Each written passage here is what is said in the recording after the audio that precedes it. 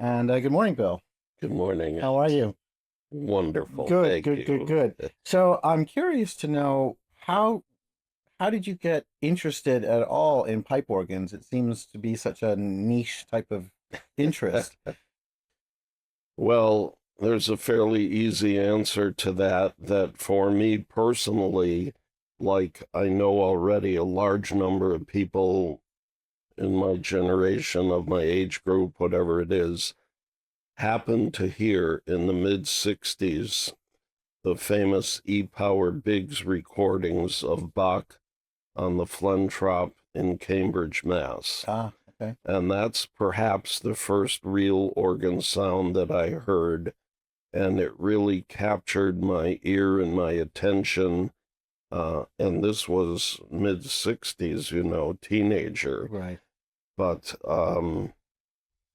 I was entranced, which reminds me to think that I became a thorough participant in the Biggs camp and never at that point in time had much tolerance for Virgil Fox. But so it went. That aside. Yes, exactly. So, secondly, our parish church acquired a new pipe organ in 1965, which was further stimulation. And at the time, I thought it was the end of the world.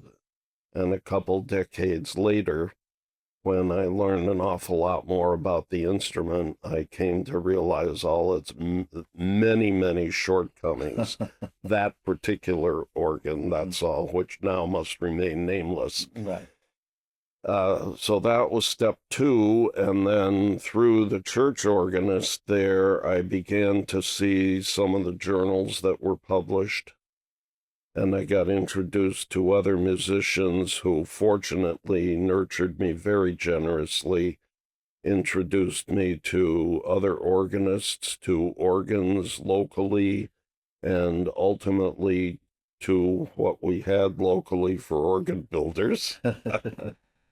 So, with all that ongoing development, it was in the early 1970s that I started joining the local organ organizations, which were first AGO, and then I think actually Boston Organ Club, but then full-on OHS was next.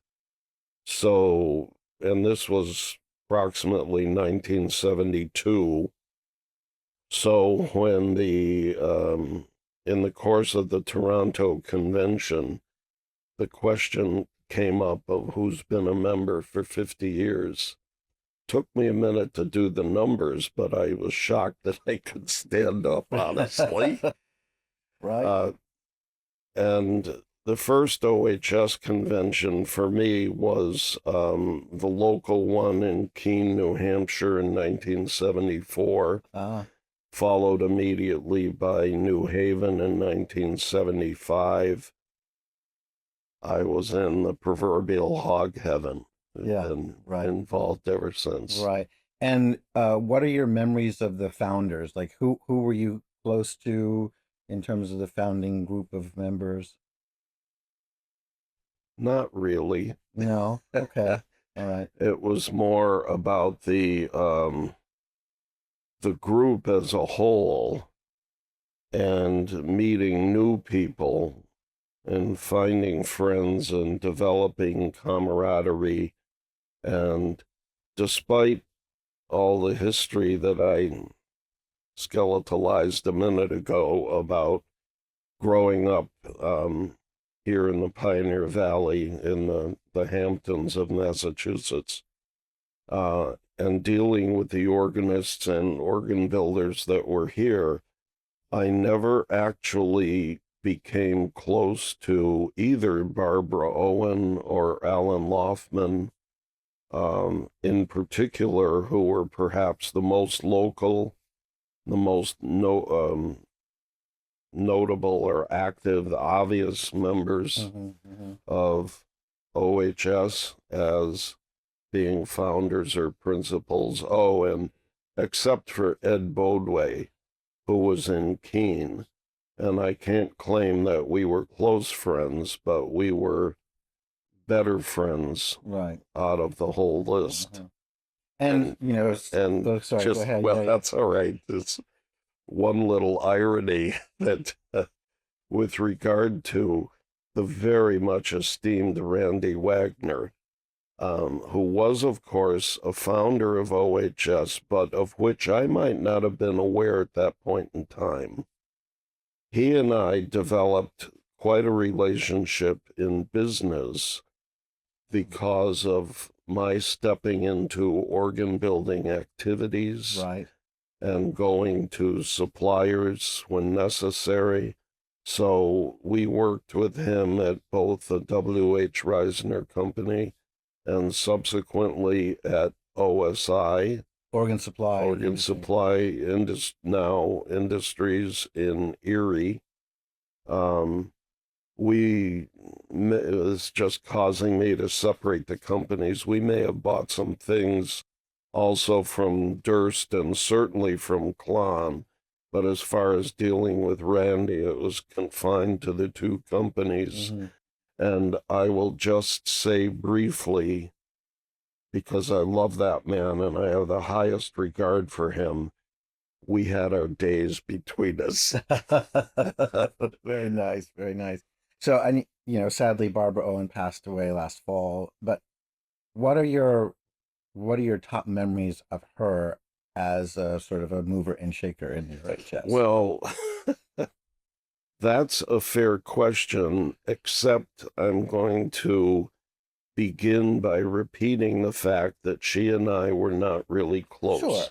So but you could walk there aren't far. things that I can tell you about her so much with regard to OHS, except for a couple organ building anecdotes. Sure.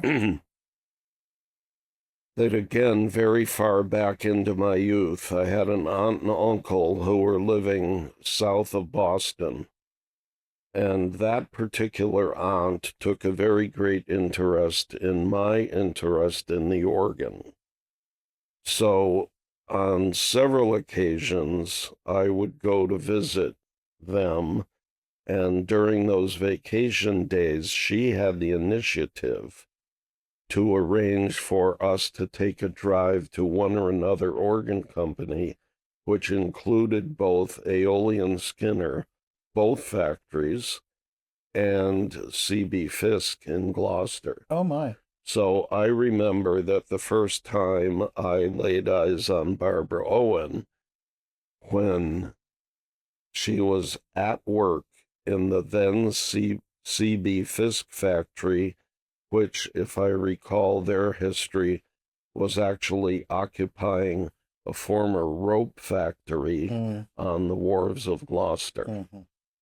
And then the next thing I remember about her was when the Fisk organ was installed in Westfield, Mass., First Congregational Church, replacing a Johnson organ, but some pipe work still remains.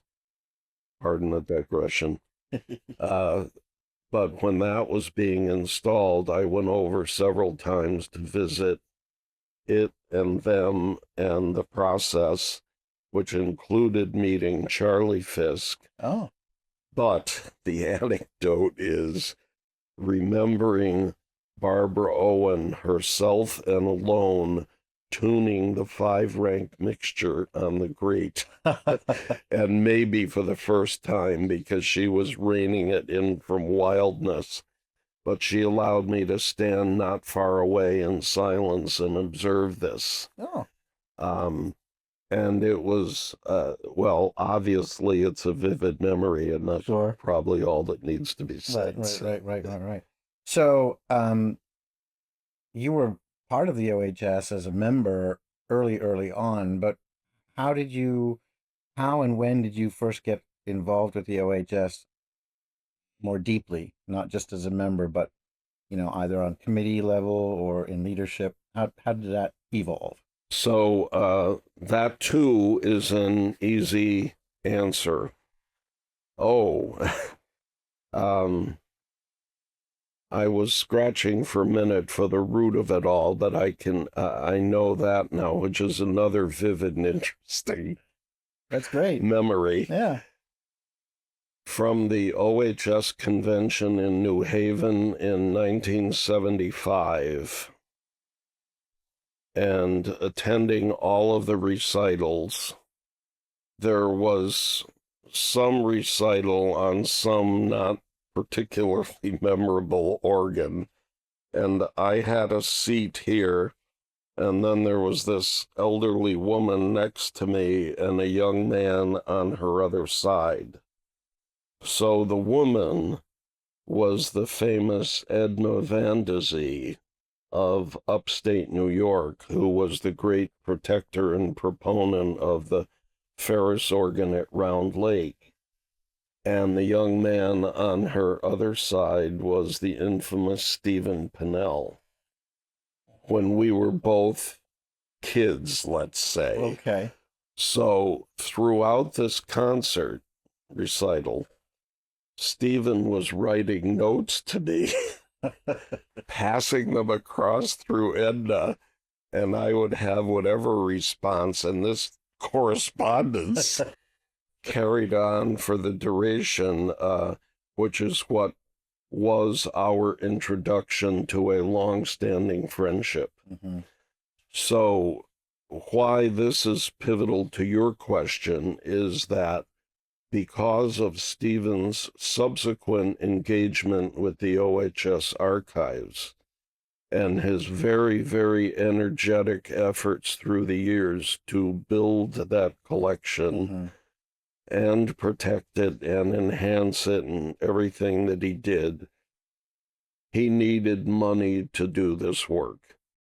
Stephen had the energy and ambition to undertake a lot of fundraising activities, I say on his own, meaning in terms of energy, not his personal benefit by any means. Mm-hmm. The point was he did all sorts of things to raise funds to support the condition, the supply, and the increase of the archives. Right.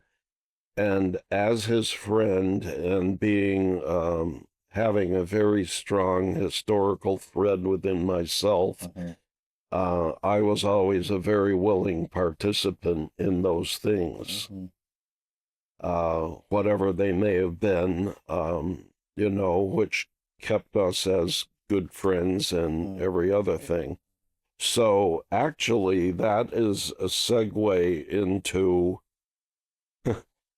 another question I might foresee coming, but also into, I would claim, a pivotal change in OHS. Okay. That more or less, if I'm not mistaken, the last of Stephen's independent fundraising activities was an organ tour that he organized in north central New Hampshire in the summer of 2008. Well, I don't know how to describe it. I could just say in the middle of nowhere, but not exactly. Right. So I certainly went to that, as did a lot of other people like Scott Huntington and Jim Wallman, namely and importantly, Right. because as an aside to the event in its whole and the touring and hearing of organs, Stephen arranged for a subset of the attendees, of which I was fortunate to be a member, to go to Enfield, New Hampshire, to see the infamous storage facility. Oh, you're talking about the barn? The barn. The barn, yes, the infamous barn. Right? Yes. This session does not afford enough time for a thorough description, which might be a good thing. You're right. But the pivotal point is that we were in there for an hour or whatever it was, looking at what materials were there, how they were stored, how they were feebly protected, how open the barn was To the elements. for elements, critters, everything. It was beyond sad. But then to look at this very typical New England structure, all wood, ancient, dry as dust, not to mention the actual dust. So there was this group of 4 or 5 of us walking out of that building in a line and trying to digest what we had seen and having our reactions. And I just remember blurting out, some may say in my typical fashion, "We have got to get out of this place as soon as possible." Right.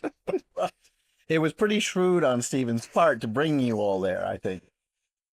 So I also remember vividly the comment that followed immediately from Jim Wallman was, "One well-placed lightning strike and we will have nothing." So that event, that day, that conversation was the very beginning of the entire discussion and process to relocate and consolidate the archives. And we also do not have time in this session to talk through all the steps, committees, studies, visits, placements that were considered.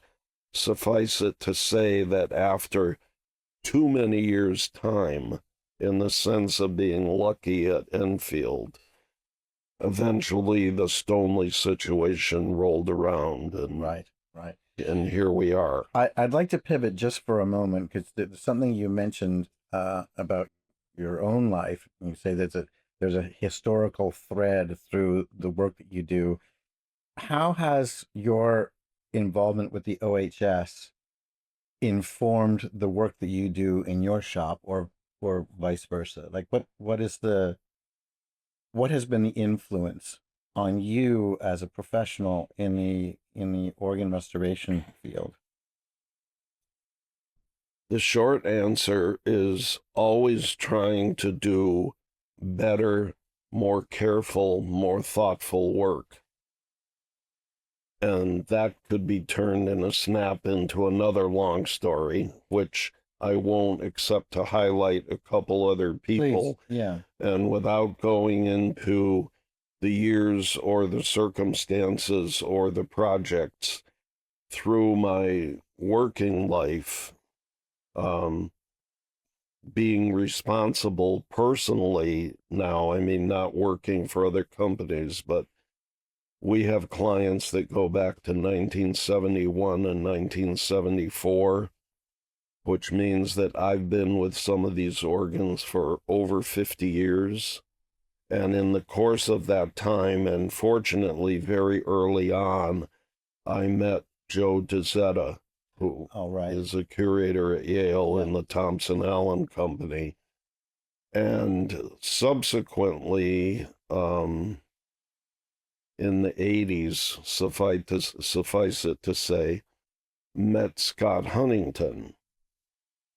And both of these work colleagues have at different times and in different ways exerted, well, I'll be so bold as to call it some peer pressure on how we were doing our work. Okay. Now, I'm not admitting to ever doing intentionally bad work. Right. It's just that people would learn that no matter how good you're doing, you can always do better. Right. There's always something to be learned. Right. So I've mentioned 2 people. There were probably more. There were circumstances and forces moving in the same direction out of projects underway.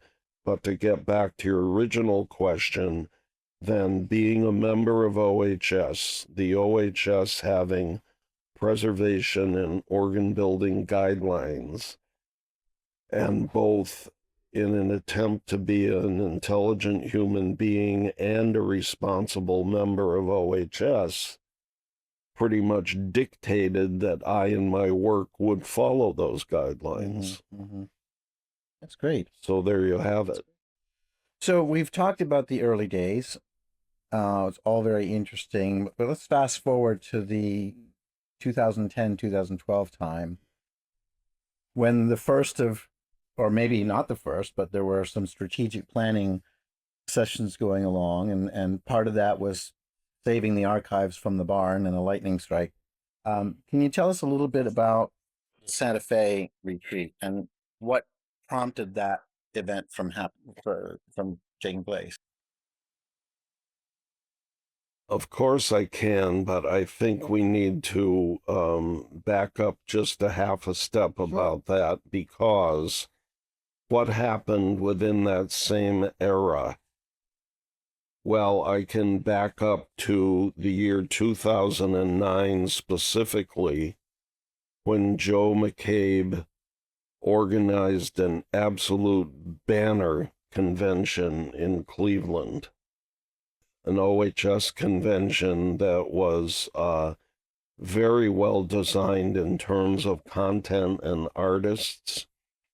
It was very well attended.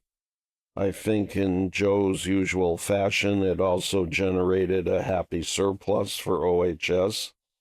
And as I recall, it was that success by Joe that rewarded him with a position in OHS governance. Okay. So now that reminds me that it was during the OHS convention in Burlington, Vermont, which definitely was 2013, for a couple points we can address, but that's when Scott's term ended and I moved up into the head of it, whatever it was called.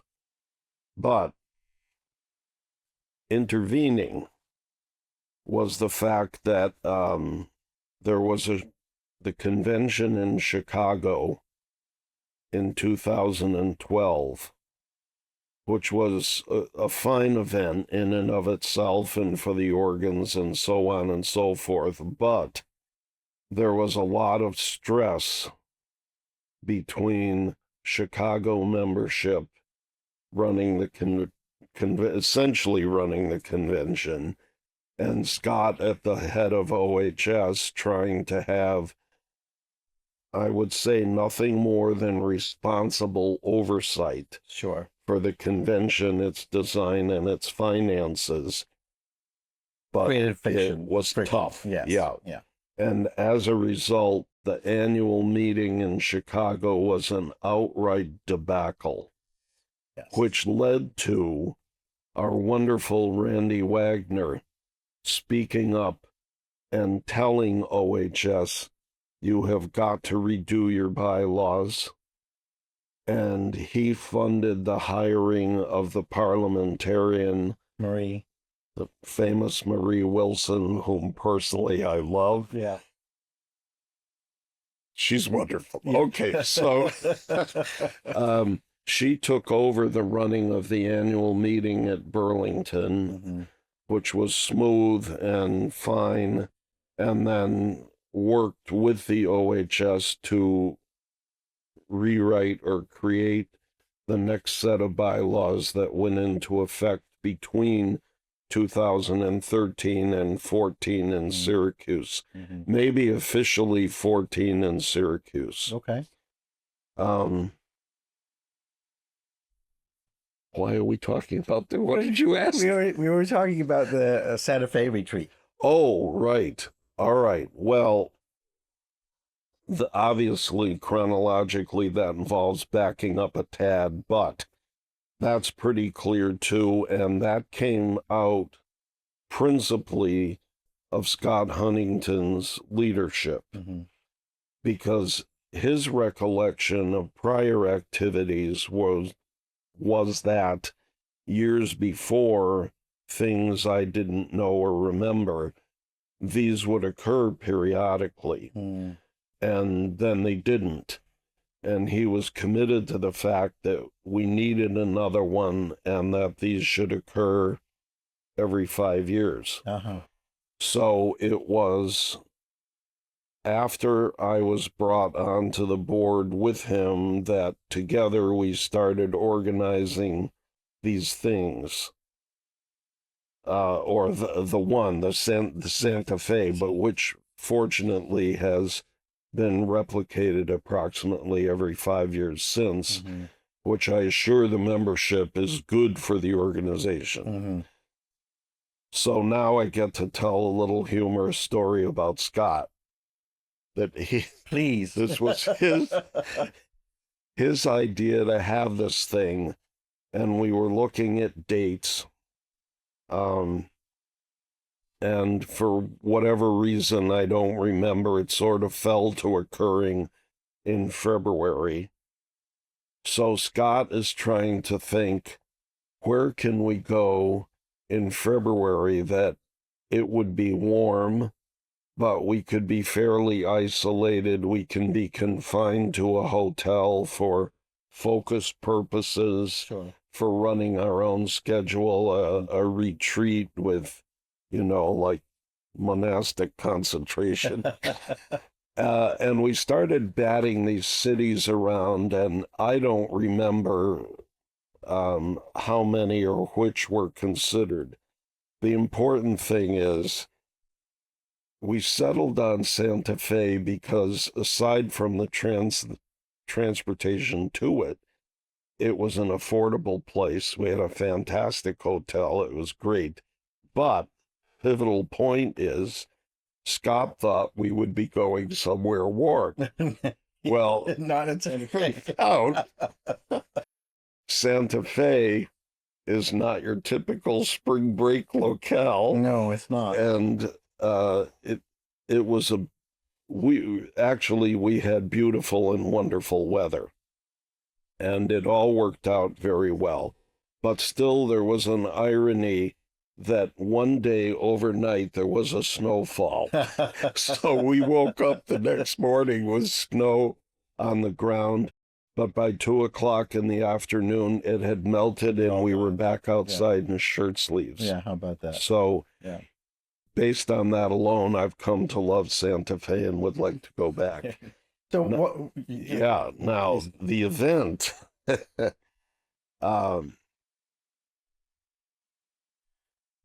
This is a little bit of a difficult story, but probably it's for the best that it be documented for posterity or for the membership. I'm going to say to really know and understand if the future viewers of this story will believe that I was an objective party to all of this. Because as you've heard the chronology, I was not involved in OHS governance at all until very shortly before this. Right. So you're coming in with fresh eyes, and I'd claim. And so anyway, one of the reasons for convening the strategic planning session was that the overall condition of OHS had become rather, or we learned later, quite fragile. That there had been changes in leadership and let me just say staff members or operations, all of which had looked good on paper, but the closer we looked, the worse it got. And the fact is that OHS finances in particular and the membership lists had sunk to such erroneous records and bad condition that, truth be told, OHS came this close to being shut down. And it was at one of the early meetings in Santa Fe, I mean of a session is what I'm saying, Sure. that we all took a look at the financial records and the budget. And both of those things did not bode well. And to the degree, I mean, that looking at numbers on papers gave the impression, bluntly put, there was no fortune, no future. Mm. So, as I recall, we did not have a session planned for that evening, but this was the end of the afternoon discussion, and it was not a rosy one by any means. But then we were going off to supper, and I personally was so troubled by all of this that I did not go to dinner with the others, but we had scheduled this follow-up in the evening. So when we reconvened, Scott came to me and said, "Why weren't you at dinner? Why did you eat with us?" And I said, "Because I went to my room and I took a look at this budget and I reworked it." So by the evening meeting, we had this new budget from me. A new plan. Were you wearing your Superman cape at that time?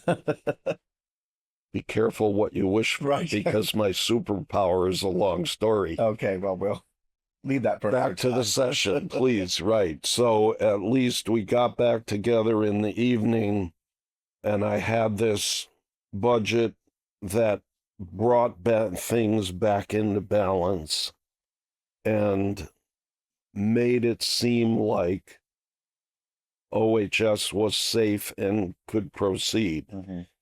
Now, that said, I want to say two things about that.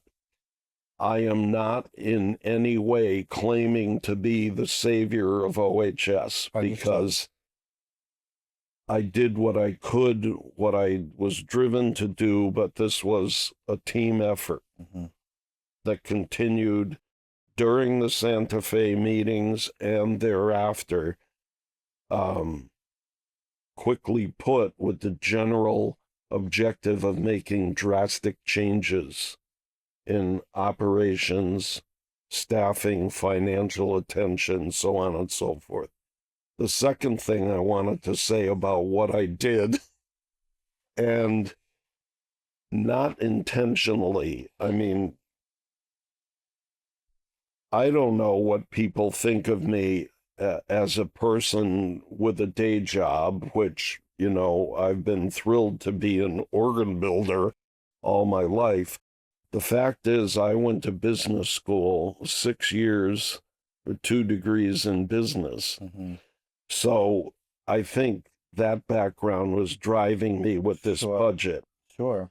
But truth be told, and especially as time rolled on and this budget was put into use and evolved further, I realized in retrospect it was all fiction.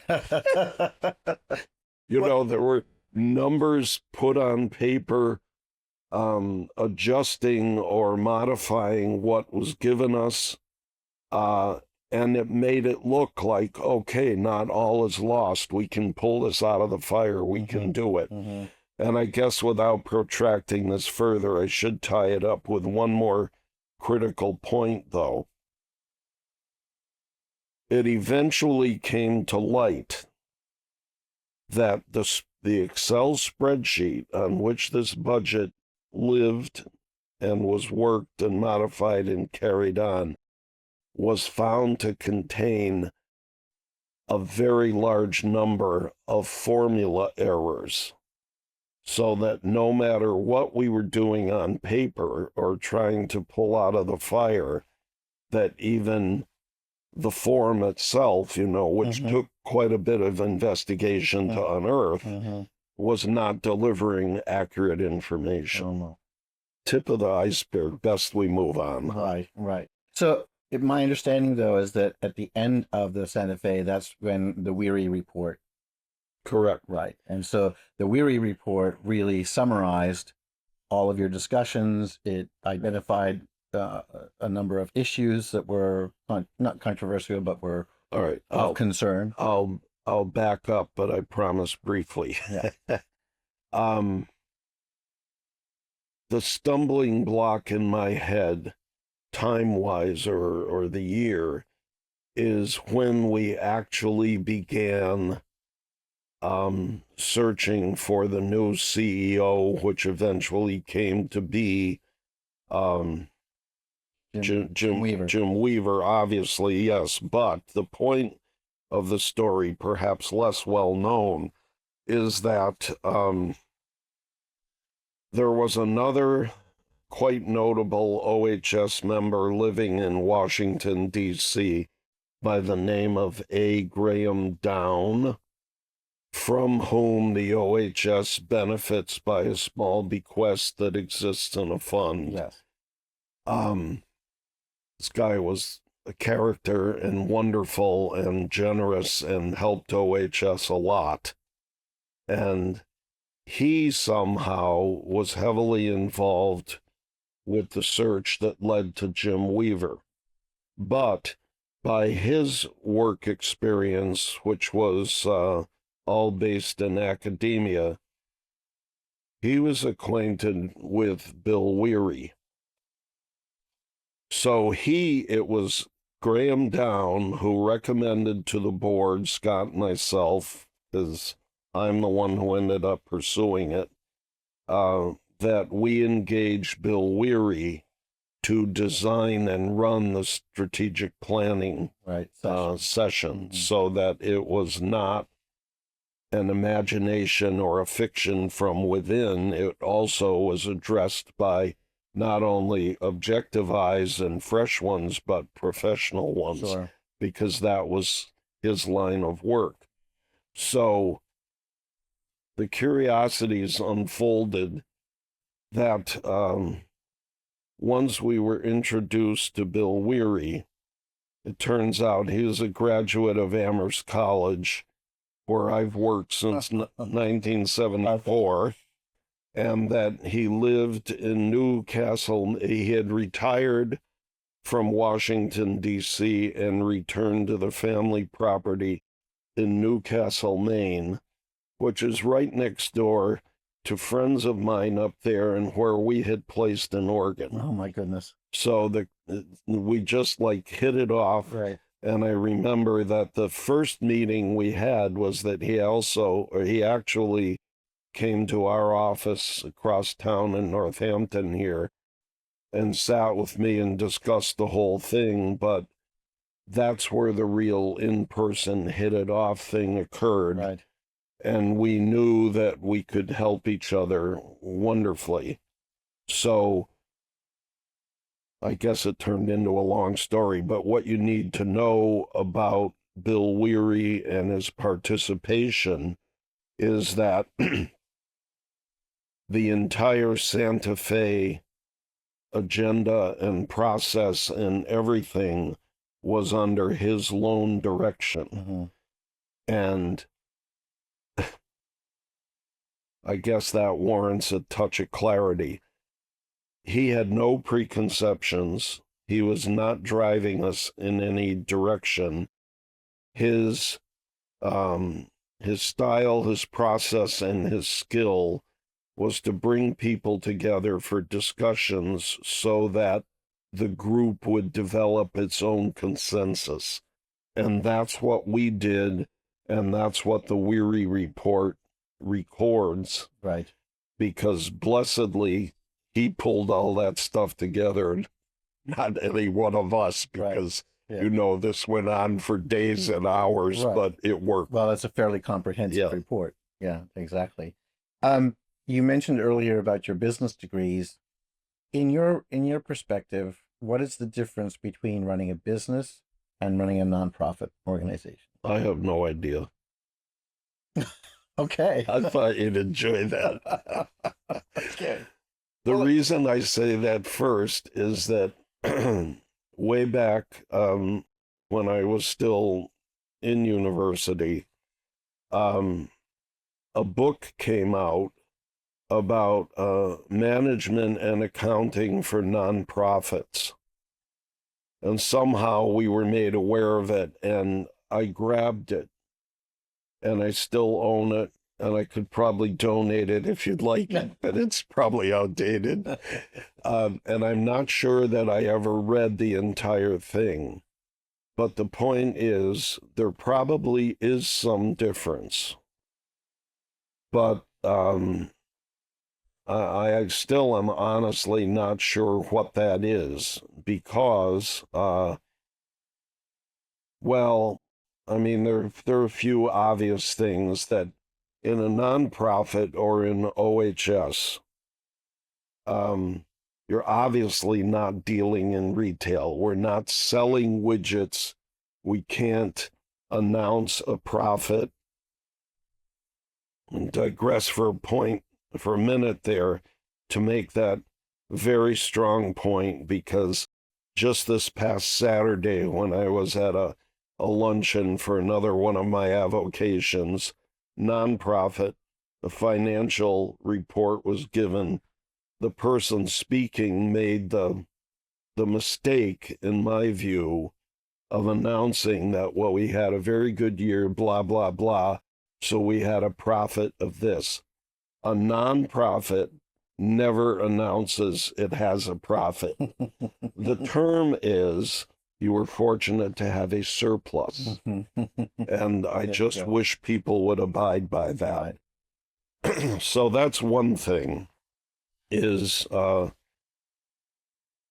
fact that perhaps the size of the surplus or how it is accounted for needs to be different from in a for-profit world.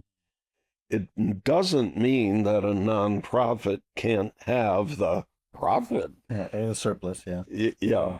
And therefore, to me, it means that in the operation and management of a nonprofit, doesn't mean that you can't be cognizant of the status of the finances, or that the finances be strong or generous or generating a surplus. You know, there may be legal and accounting cautions, but in Patrick Summers, we are particularly fortunate to have a guy who knows those ins and outs like no one in OHS has ever done before. Right. He is a godsend. He is. I'm very fortunate to have him. And now, you know, as I said, we're not selling widgets, but what do we do? And it's important work, but it's not, I'm afraid even to say this, but I hope you'll all understand, if I say non-productive, we're not manufacturing, producing, or generating anything. Right. We're in a preservation activity. We have the support of a lot of people. They have been called members. It's unclear if we strengthen the form of OHS, if the word members can still be used, but it doesn't mean that membership is going to go away. Right. We're still going to need supporters, a lot of them, and very generous ones. It's just that they may have to accept being called something different. Well, yeah, and that too, actually, is a point that goes back to 2012 in Santa Fe, that as in an introductory session at that whole gathering, Bill Weary explained to us the different forms of nonprofit organizations, up to being foundations that have no members, or something like the National Geographic that exists as an institution or a foundation or a nonprofit of whatever description, has no members per se by the definition of a member, Mm-hmm. but of course it has thousands, if not hundreds of thousands of subscribers. Mm-hmm. So there are all these options. Who And rightly are referred to as I am a member of the National Geographic Society. People will use those terms, right? I belong to the National Geographic I Society. guess so, because I don't, but that's good news because I think we're going to want to do that. Right. But good. I So lost my train of thought, that's so okay. continue. It's all right. We've been talking a lot this morning about history of the organization. Let's turn now in the other direction. And I would like to ask you, what do you see in the future for the OHS? What are the things that you're most excited about? And what do you see as maybe the biggest challenge? Start with what are you most excited about for the future of OHS?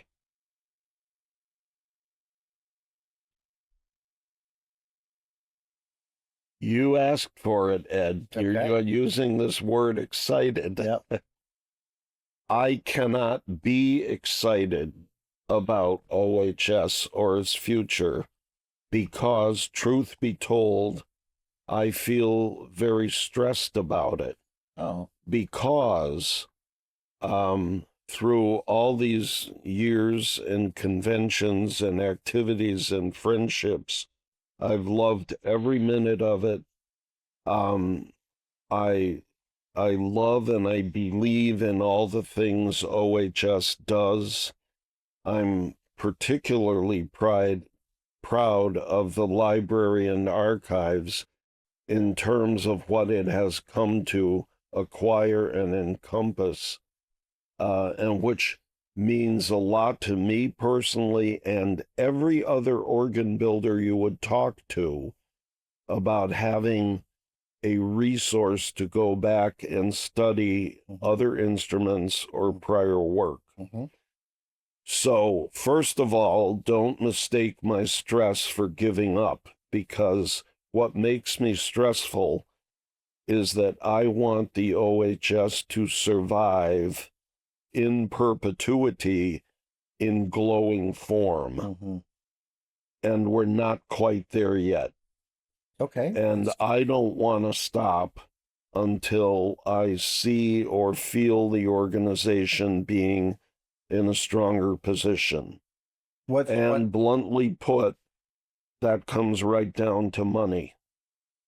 Now, to be pleased or excited or encouraged, the activities and the conditions that you've brought about in the last several years in particular of your pivotal and productive tenure here has been this most encouraging influx of funds. Because I think if there's a simple answer to the future of OHS, to my concerns, or to what I would wish to see happen, is that OHS has to accumulate enough endowment as to survive whatever culture throws at us as the years go forward. Sure. Because the culture of the arts in this country is a fragile thing, to be polite. Yes. And the fact is that younger generations have not exhibited much of a penchant for committing to membership, contribution, or support of almost anything, because this is evident in the church world as well. Yeah. So the thing is to assemble or collect enough money to support the OHS as a functioning, what could turn into a foundation, I don't know, I'm pecking at words, that can exist and continue and be a preservation resource regardless of quantity of membership or annual activities or anything else. Mm-hmm. So out of that, the thing that troubles me slightly is being on the board, having access to information about income and endowments and bequests, is that what I see happening is, blessedly for OHS, a lot of money coming in from elderly people, older members, Mm-hmm. old folks who have had a fondness and a commitment to OHS, who now might be meeting their personal ends and very kindly have been generous to forward funds Mm-hmm. to the organization. At some point, that stream is going to end. So fundraising, however, wherever, whatever form, is a really critical activity that, if it isn't going on already, needs to go on. I know you've been able to take time in recent year or years to start traveling more for membership relations and building this, which is what needs to happen, Mm-hmm. has needed to happen. We hoped that Jim Weaver would do that, and it never came about. But not that we can fault him, because he had his hands full, kind of reorganizing things as the new leader after a very different period. Right. I don't want to backtrack. I'm No. sorry, but No, the that's- point of the story is, I can sum up by saying it's financial condition for the long term that causes me stress, but which I would want to see embellished and carried forward. Right. And that's really that's really the task of any leader of a nonprofit, is to make sure that there are sufficient funds coming in to do your daily operations, but also looking ahead future, making sure that there's a solid foundation for the future. And Well, maybe just to my response to your thanks and summation is to say that I remain thoroughly committed to OHS and to supporting it any way that I can. It is unclear to me when whatever term I have of official participation in the organization expires or terminates, but I'll be happy to carry on as long as I can to help in any way. I would just say that whenever my termination occurs under whatever terms, I would like to step away feeling and believing that I have left OHS in a better condition than I found it when I was invited to participate. And the fact is that I know with confidence already that is true and that has happened. wow. So the next task for the board is to be sure that the level and quality of leadership that has been developed and fundraising continue as and after time takes its inevitable effect upon each of us. Right. Well, thank you, Bill.